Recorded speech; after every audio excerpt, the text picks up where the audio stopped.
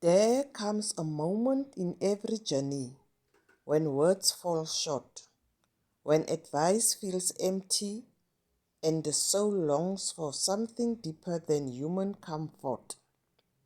That's the moment to pray, not as a ritual, but as a release.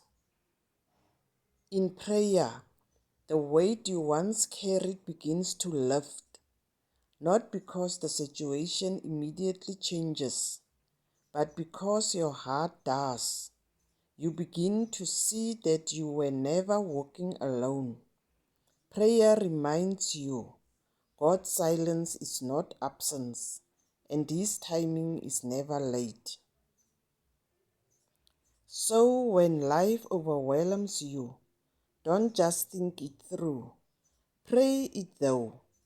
Every sigh, every tear, every whisper of hope, take it to the Lord in prayer, beloved.